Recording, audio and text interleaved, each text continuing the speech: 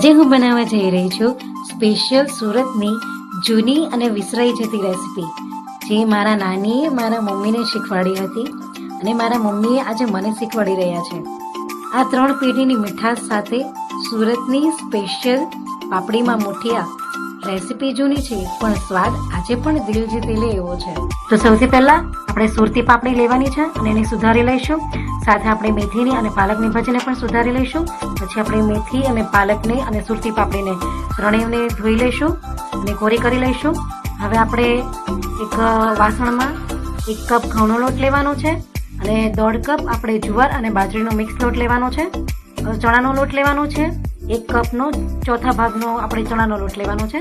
પછી આપણે એની અંદર મીઠું, ધાણા જીરું, હળદર, અજમો, 2 ચમચી આદુ મરચાંની પેસ્ટ લઈ લેવાની છે.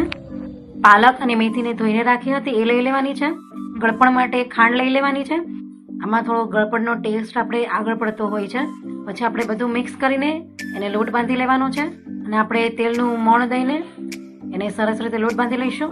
હવે આપણે એક મોટા તપેલામાં 2 મોટા ચમચા તેલ લેવાના છે. એની અંદર રાઈ, જીરું અને અજમો આપણે થોડોક વધારે લઈને તેલમાં તતળવા દેવાનું છે. પછી એની અંદર આપણે પાપડી નાખી દઈશું.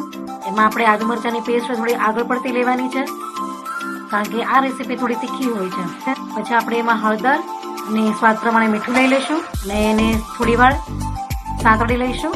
પછી આપણે એમાં 3 થી 4 ગ્લાસ પાણી લેવાનું છે અને પાણીના ભાગનું મીઠું આપણે અહીંયા એડ કરી દઈશું.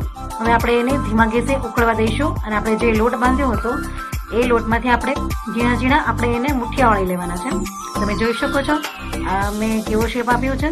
એવી રીતે આપણે બધા જ લોટના આપણે ઉકળતા પાણીમાં જ બધા મુઠિયા આપણે અંદર એડ કરી દેવાના છે અને એને ઢાંકીને આપણે ચડવા દઈશું અને વચ્ચે વચ્ચે હલાવતા રહેવાનું છે જેથી નીચે બેસી ન જાય.